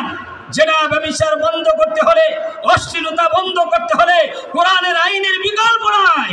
রাসূলুল্লাহ সাল্লাল্লাহু আলাইহি ওয়াসাল্লাম যে সমাজ কায়েম করেছিলেন সেই সমাজের ভিতরে জেনা ব্যভিচার বন্ধ হয়েছিল, এমন নিরাপত্তা হয়েছিল যে শত শত কিলোমিটার, শত শত মাইল একজন নারী একা একাই চলে যেতে পারত। তার দিকে চোখ তোলে দেখার মতো সাহস কেউ করতে না। জোরে আল্লাহু আকবার। এটা হচ্ছে কোরআনের আইনের মানে, এটা হচ্ছে বরকত। নবম নম্বর মূলনীতি হলো অন্যায়ভাবে হত্যা যত্ন করা যাবে না। হত্যা যত্ন বিগত সময় বাংলাদেশে হত্যা কি কম হয়েছে? একজন দুইজন নয়, শত শত, হাজার হাজার, জোরে বলেন ঠিক কিনা? পঙ্গু হয়েছে হাজার হাজার, লক্ষ লক্ষ। কেন? কোরআনের আইন না থাকার কারণে। কারণ একটা হত্যারও কি হয় নাই, বিচার হয় নাই। যে বিচার হয়েছে, বিচারের নামে প্রহসন হয়েছে। জোরে বলেন ঠিক কিনা আমার বন্ধুগণ? সুতরাং এই হত্যাযজ্ঞ বন্ধ করতে হলে কোরআনের আইন সমাজে চালু করতে হবে, রাষ্ট্রে চালু করতে হবে। আল্লাহ রাব্বুল আলামিন বলছেন ওয়ালা তাকতুলুন নাফসাল্লাতী হারামাল্লাহু ইল্লা বিল হক। অন্যায়ভাবে কোনো মানুষ হত্যা করো না। কার নির্দেশ? জোরে বলেন কার নির্দেশ? দলীয় কারণে, ব্যবসার কারণে, ব্যক্তিগত কারণে, এসব কারণে মানে কাউকে হত্যা করা যাবে না। কিন্তু মানুষ হত্যা, কুকুর হত্যার চাইতো, বিড়াল হত্যার চাইতো, পাখি হত্যার চাইতো একটা স্বাভাবিক হয়ে গেছে আমাদের সমাজে। জোরে বলেন ঠিক কিনা? এই প্রথা এই কুসংস্কার বন্ধ করতে হলে আল্লাহর আইনের বিকল্প নাই, সৎ লোকের শাসনের বিকল্প নাই। জোরে বলেন ঠিক কিনা? একদিকে আল্লাহর আইন লাগবে আর আল্লাহর আইন বাস্তবায়ন করার জন্য সৎ লোক লাগবে, তাহলেই এই হত্যাযজ্ঞ বন্ধ হবে। ইসলামের 5টি ক্ষেত্রে হত্যা কি আছে? জায়েজ আছে। 1 নম্বর হলো অন্যায়ভাবে হত্যাকারীর কিসাস হিসেবে হত্যা। কোনো মানুষ যদি অন্যায়ভাবে কোনো মানুষকে হত্যা করে তাহলে শরীয়ত তাকে হত্যা করা বৈধ করেছেন, যে হত্যাকারীকে কী করতে হবে? কিসাস হিসাবে হত্যা করতে হবে। 2 নম্বর হলো সত্য দিনের পথে বাধা দানকারীর বিরুদ্ধে যুদ্ধ করা। দিন প্রতিষ্ঠার আন্দোলন করতে গিয়ে যদি কেউ বাধা দেয়, সেই বাধা যারা দিবে সেই বাধা প্রদানকারীর বিরুদ্ধে লড়াই করতে হবে। এই লড়াই যদি কাউকে মারতে হয়, কেউ যদি মরে যায় প্রতিপক্ষের হাতে, তাহলে এই মৃত্যু এটা কি? বৈধ। তারপরে 3 নম্বর ইসলামী রাষ্ট্রের শাসন ব্যবস্থা উৎখাত করার প্রচেষ্টাকারীদের শাস্তি দেওয়া।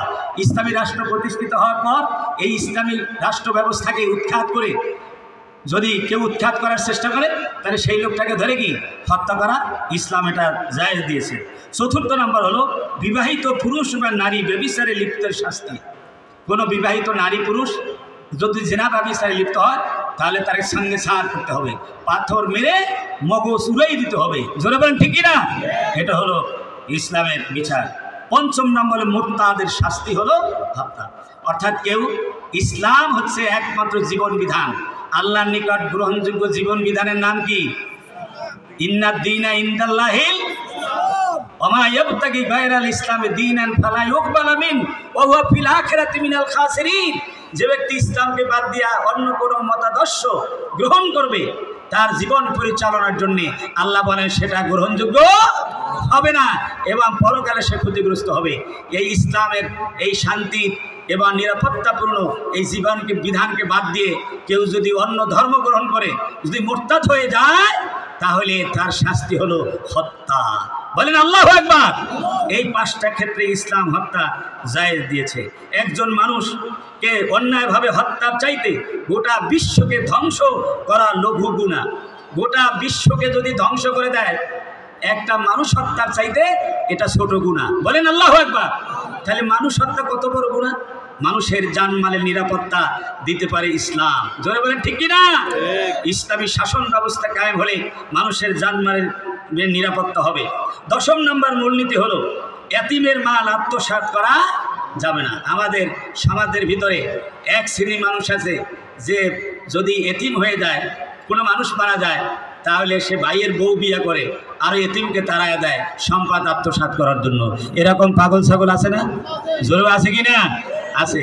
এতিমের সম্পদ আত্মসাৎ করা যাবে না, তবে এতিমকে লালন পালন করার জন্য, তাদের সাপোর্ট দেওয়ার জন্য যদি এমনটা করে নিশ্চয়ই এটা ভালো কাজ, কোনো সন্দেহ নাই। এতিমের মাল আত্মসাৎ করা যাবে না। ওয়ালা তাকরাবু মালাল ইয়াতীম ইল্লা বিল্লাতি হি আহসান হাত্তা ইয়াবলুগা আশুদ্দাহ। আল্লাহ পাক বলেন এতিমের মালকে তোমরা অন্যায়ভাবে ভক্ষণ করো না। আল্লাহ নবীকে বলা হয়েছে, নবী ফাআম্মাল ইয়াতীমা ফালা তাকহার, যদি কোনো এতিম আপনার সামনে আসে তাদেরকে ধমকাবেন না, তাদেরকে তাড়িয়ে দিবেন না। আলাম ইয়াজিদকা ইয়াতীমান ফাওয়া, আপনাকে তো আমি এতিম পেয়েছিলাম আর আপনাকে তো আমি আশ্রয় দিয়েছি, আপনি আশ্রয় নিয়েছেন, সুতরাং এতিমদের আপনি আশ্রয়দাতা। রাসূল পাক সাল্লাল্লাহু আলাইহি সাল্লাম বলেছেন, যে ব্যক্তি এতিমের পরওয়ারিশ করবে, এতিমকে লালন পালন করবে, ওই ব্যক্তি এতিমের লালন পালনকারী ব্যক্তি, আরে আমি মুহাম্মদুর রাসূলুল্লাহ জান্নাতের ভিতরে এভাবে আমি পাশাপাশি থাকবো। জোরে বলেন আল্লাহু আকবার। সুতরাং ইসলামী রাষ্ট্র কায়েম হলে, কোরআনী শাসন ব্যবস্থা কায়েম হলে এতিমরা সমাজে অসহায় থাকবে না, তারা সমাজে কি হবে? প্রতিষ্ঠিত হবে। 11তম মূলনীতি হলো ওয়াদা এবং চুক্তি পূরণ করা। ওয়াদা এবং চুক্তি ভঙ্গ করা যাবে না। ওয়াউফু বিল আহদি ইন্নাল আহদা কানা মাসউলা। চুক্তি এবং ওয়াদা করা এটা বড় একটা ইবাদত, বড় একটা আমল, এটা ভঙ্গ করা যাবে না। এর প্রসঙ্গে আল্লাহ পাক জিজ্ঞাসাবাদ করবেন। চুক্তি 2 প্রকার, একটা হলো আল্লাহর সাথে চুক্তি, আর একটা হলো সৃষ্টির সাথে কি চুক্তি? মানুষের সাথে চুক্তি। আল্লাহর সাথে কি চুক্তি? লা ইলাহা ইল্লাল্লাহু মুহাম্মাদুর রাসূলুল্লাহ। এই কালেমা পড়ে আমরা আল্লাহর সাথে চুক্তি করেছি, আমরা আল্লাহর সাথে কাউকে শরীক করব না, আল্লাহ ছাড়া কাউকে আমরা ইলা মানব না, আইনদাতা মানব না, বিধানদাতা মানব না, সব কিছু ক্ষমতার উৎস একমাত্র আমরা আল্লাহকে মানব। জোরে বলেন ঠিক কিনা? এর যদি বিপরীত আমরা করি তাহলে আল্লাহর সাথে ওয়াদা ভঙ্গ করা হবে। আর মানুষের সাথে চুক্তি, যেমন ব্যক্তিগত লেনদেনের চুক্তি, ব্যবসায়িক চুক্তি, রাষ্ট্রীয় চুক্তি, সামাজিক চুক্তি, নানান রকমের চুক্তি আছে না নাই? সেই চুক্তি ভঙ্গ করা এটা কিসের আলামত? মুনাফিকের আলামত। কয়টা? জোরে বলেন কয়টা? তিনটা না মুনাফিকের আলামত। ইদা হাদ্দাসা কাযাবা, যখন সে কথা বলে মিথ্যা কথা বলে। ওয়াইদা ওয়াদা আখলাফা, যখন সে ওয়াদা করে খেলাপ করে।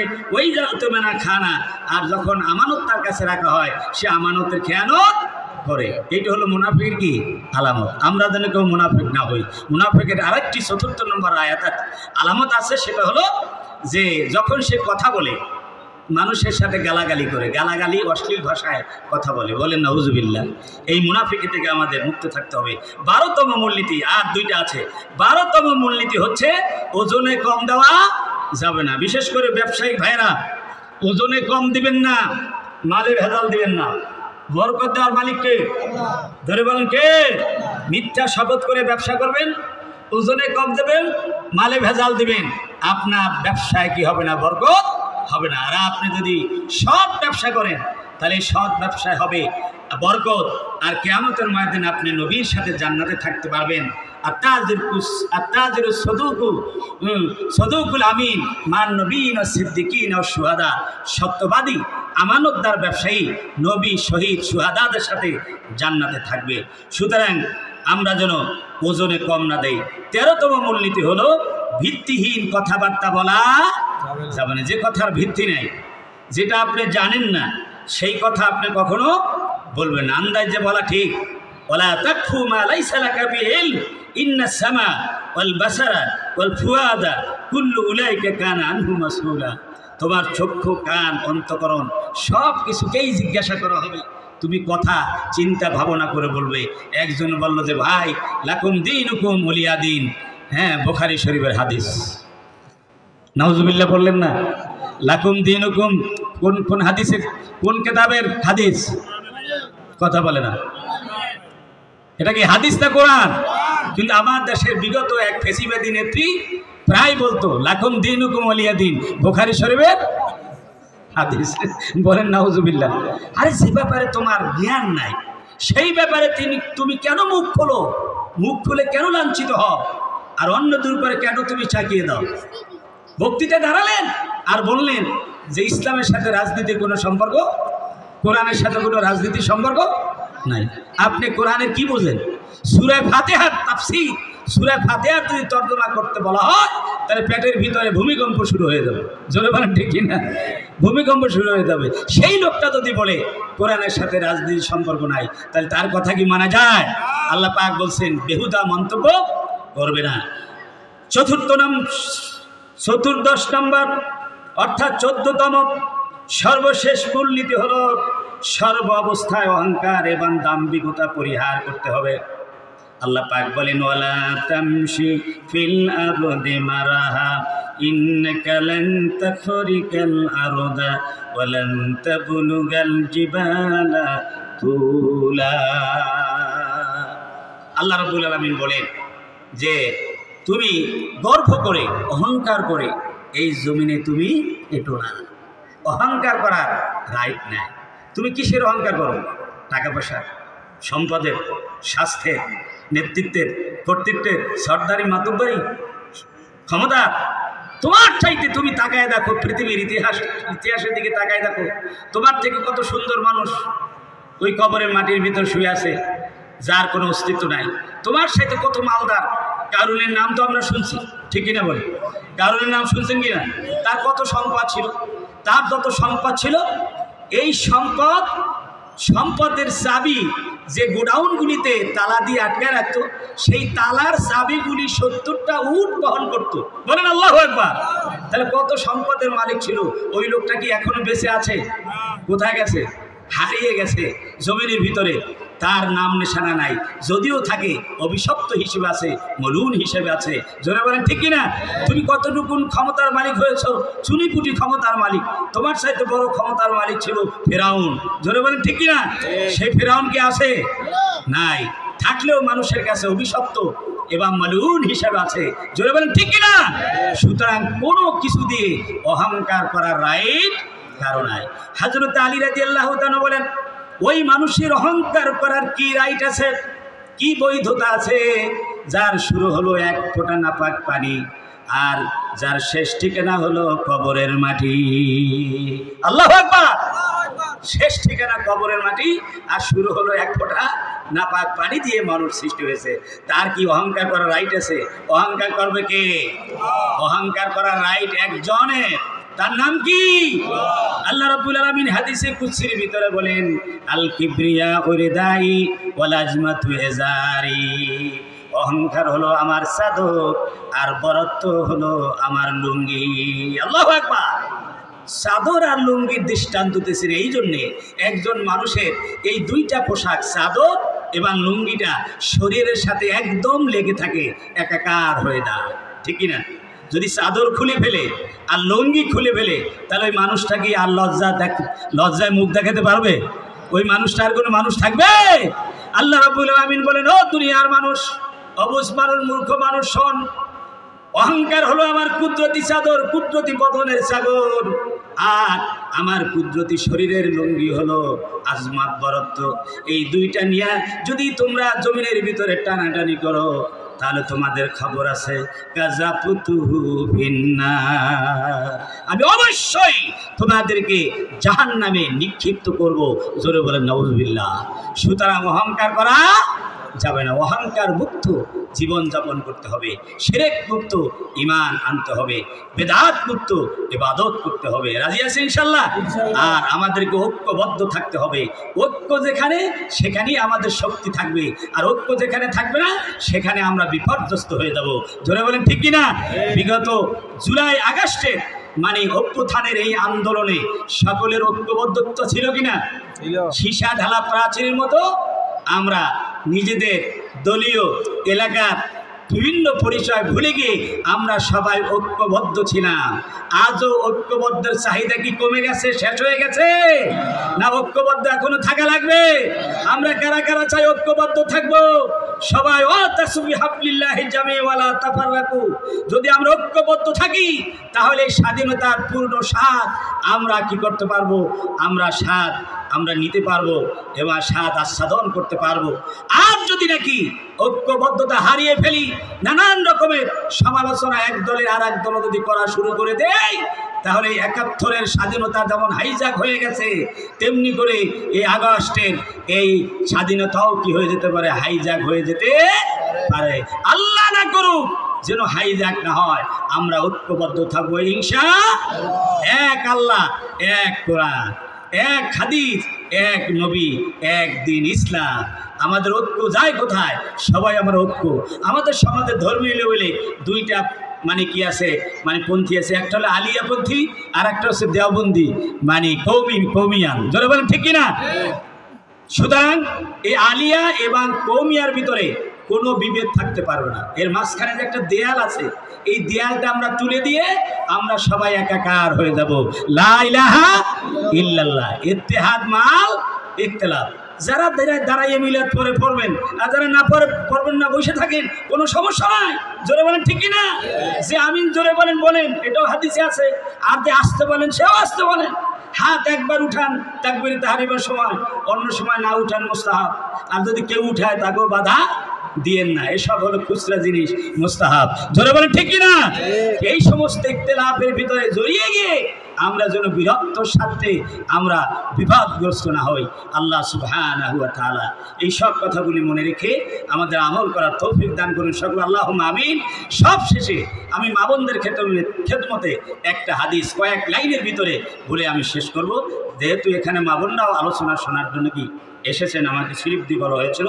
মা বোনেরা, উম্মতের নারীদের বেহেশতে যাওয়ার জন্য আল্লাহ রসুল একটা হাদিস বর্ণনা করেছেন যে একদম সহজ, 4টা কাজ করা লাগবে। কয়টা কাজ? জোরে বলেন কয়টা? 5 ওয়াক্ত সালাত ওয়াক্ত মোতাবেক করতে হবে। রমজানের ফাঁদ রোজাগুলি যথাযথভাবে আদায় করতে হবে। আর সতীত্বের হেফাজত করতে হবে, পর্দায় থাকতে হবে। আর চতুর্থ হলো স্বামীর খেদমত করতে হবে। তাহলে আল্লাহ রসুল বলছেন যে ফালতাত খুলবি নাই আবু আউল জান্নাতে সাত, কিয়ামতের ময়দানে জান্নাতের 8টি দরজা খোলা থাকবে। যে কোনো দরজা দিয়ে অনায়াসে নারীরা বেহেশতে যেতে পারবে যারা 4টি আমল করবে। বলেন আলহামদুলিল্লাহ। আমার মা বোনেরা, এই 4টি আমলের আপনারা পাবন্দ হবেন এবং যথাযথভাবে আপনারা আদায় করার চেষ্টা করবেন। বাকি আমলগুলি হচ্ছে এর শাখা প্রশাখা। আর ভাইয়েরাও স্ত্রীদের অধিকার আদায় করে দিবেন। তাদেরকে আপনারা সম্মানের চোখে দেখবেন, আদরের চোখে দেখবেন, তাদের নিরাপত্তা দিবেন এবং তাদের সম্মানের সাথে রাখবেন। আল্লাহ সুবহানাহু ওয়া তাআলা এই সব কথাগুলি মনে রেখে আমাদের আমল করার তৌফিক দান করুন। সকল আল্লাহুম্মা আমিন। ওয়া আখিরু দাওয়ানা আলহামদুলিল্লাহি রাব্বিল আলামিন। আসসালামু আলাইকুম ওয়া রাহমাতুল্লাহি তাআলা ওয়া বারাকাতুহু।